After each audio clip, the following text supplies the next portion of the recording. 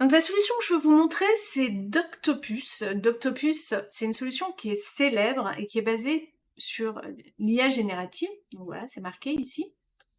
Elle se positionne comme étant la solution numéro 1 en termes de génération de présentation assistée par IA. La seule chose, c'est que la solution est payante pour pouvoir l'utiliser. Vous n'avez pas d'offre gratuite comme certaines solutions peuvent vous la proposer. Donc à vous de voir si vous voulez vous engager pour un mois pour la tester. C'est 10 €. Voilà, je vous montre quand même le pricing avant d'aller un petit peu plus loin. Voilà, 10 € sur un mois. Hop, voilà, 10 € sur un mois, ce qui va vous permettre d'avoir véritablement un PowerPoint, une présentation à télécharger et à utiliser. Après, vous pouvez aussi vous créer un compte. Donc ici, si jamais vous faites Get Started, moi je suis déjà loguée, mais vous pouvez vous créer un compte et vous aurez accès, comme moi, à l'interface de création de présentation. La seule chose, c'est que vous ne pourrez pas aller jusqu'à la fin et télécharger la présentation, mais vous pouvez au moins tester la plateforme pour voir comment ça marche. Voilà. Donc moi, pour la formation, je me suis prise un abonnement pour pouvoir aller voilà, vous montrer comment ça fonctionne. Vous avez 3 possibilités qui sont ici. La première possibilité, c'est de partir from scratch, c'est-à-dire demander directement d'avoir par mots-clés, par exemple minimaliste, et vous partez comme ça. C'est-à-dire, elle va vous aider à aller choisir la solution pour pouvoir rajouter des slides. Un peu comme PowerPoint, vous voyez. Donc on a des slides déjà préconstruites, et après, à charge à vous de rajouter le reste. Et à chaque fois, vous avez une petite vidéo d'information. C'est hyper simple, hyper intuitif. Et comme ça, ici en bas, vous pouvez rajouter slide après slide. Elle reste quand même, cette première partie, assez guidée par l'IA, parce qu'ici, vous avez toujours le petit icône d'IA assistant, ainsi qu'ici, et vous pouvez vous faire quand même aider par, par l'IA pour construire votre présentation.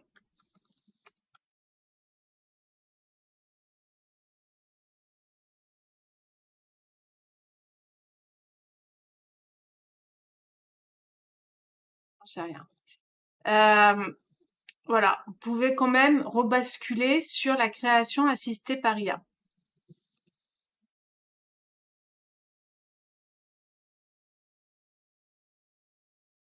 Voilà, ça nous a aidé à construire les premières slides par rapport au peu d'informations que je vais donner, donc gross marketing, et il nous a généré un template. Donc ça, je vous ai dit, c'est vraiment la première façon de l'utiliser, un point de vue un peu plus prise en main par vous-même.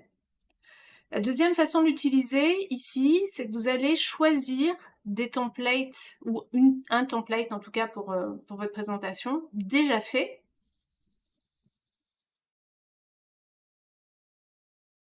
Et après, charge à vous de remplacer les images. Ici, upload d'image, sélectionner une image,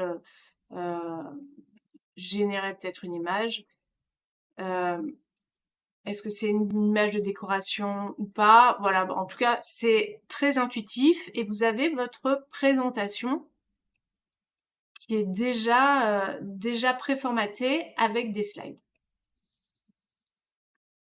Vous pouvez sur la gauche rajouter des infos, changer, switcher le code couleur. On a parlé des typos, vous voyez qu'ici, il n'y a bien que 2 typos. Vous pouvez continuer à échanger et à prendre, par exemple, celle-ci, et ça va vous générer à nouveau la présentation avec des typos souhaités. Si jamais vous avez une charte graphique, votre typographie, votre couleur, vous pouvez l'uploader et changer ça. Pareil pour les couleurs. En tout cas, voilà, vous avez beaucoup de choses. Et ce qui m'intéressait de vous montrer quand même, c'est ce qui fait sa différence, c'est celle-ci. Tout comme ChatGPT, donc je sais pas si vous connaissez ChatGPT, Brand, Bing, c'est que vous avez la possibilité de d'écrire un prompt. Donc un prompt, c'est une phrase expliquant ce que vous souhaitez, et à partir de là, va vous générer une présentation.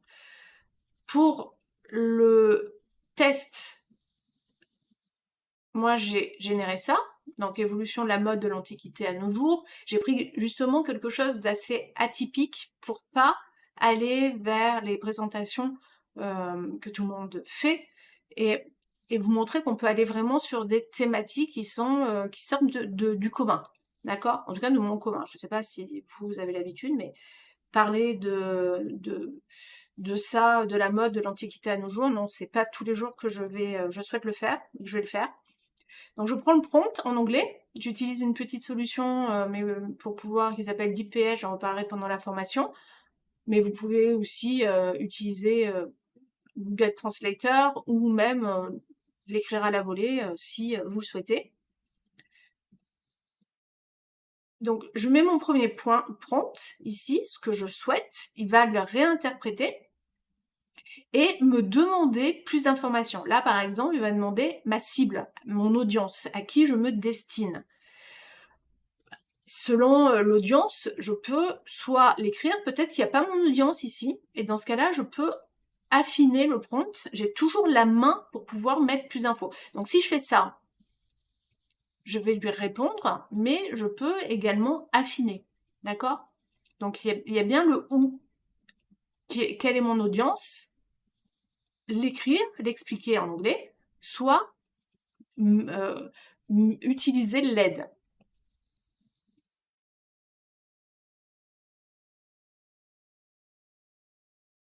Et là, c'est pareil. Donc, on va me demander mon but. Par exemple, là, c'est mes objectifs. Si jamais il n'y a pas ce que je veux, je peux l'expliquer. Mais sinon, je peux aussi utiliser ce qu'on me donne. Donc là, je vais mettre 10 minutes. Le style, on en a parlé. C'est là où ça rentre en jeu. Par rapport à votre audience, quelle serait, d'après vous, la présentation la plus efficace? Est-ce qu'on est sur du minimaliste parce que vous avez des gens, voilà, qui sont plus attirés par ce que vous allez dire et vous avez vraiment besoin d'un support, juste comme un support, plutôt dark pour X raisons, formel, ça peut être ça aussi, ou créatif. Donc là, pour l'exemple, je vais aller plutôt sur du créatif. On va voir ce qu'il va nous donner. Alors pourquoi je suis allée sur du créatif, hein? C'est juste parce qu'on est sur la thématique fashion. Mais bien entendu, si vous avez, selon votre auditoire, il va falloir choisir autre chose. Je vais mettre un petit peu sur pause parce que c'est souvent long, la génération de slides, et je vous retrouve une fois qu'il aura réfléchi. Voilà, il est en train de générer, suspense, ça donne ça. De mon point de vue, j'ai déjà vu plus folichon, mais ça vous donne une bonne base. Et surtout, vous allez pouvoir retravailler, d'accord? Après, c'est cohérent par rapport à tout ce que j'ai choisi précédemment. On est quand même sur une présentation avec voilà, des personnes venant du musée. On n'est pas sur même si la thématique, elle est flashy, fancy, sur le fashion, on n'est pas face à un auditoire fashion. C'est vraiment la différence, elle est là, hein, d'accord? Et donc pour moi c'est cohérent. Et une fois qu'il aura validé, enfin que vous aurez validé, et ici vous pouvez changer, hein, comme on l'a vu, votre design, prendre des notes, ou même complètement changer si jamais ça ne vous va pas. D'accord? Vous gardez la main par rapport à ce qu'il a créé.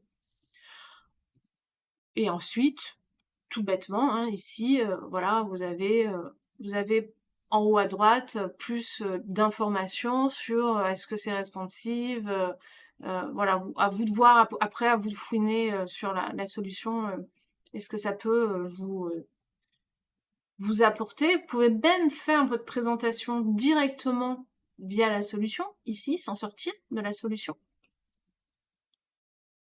soit la télécharger, donc ça c'est pas mal, et de inviter des collaborateurs, donc il faudra aussi qu'ils aient un compte, mais vous pouvez, soit partager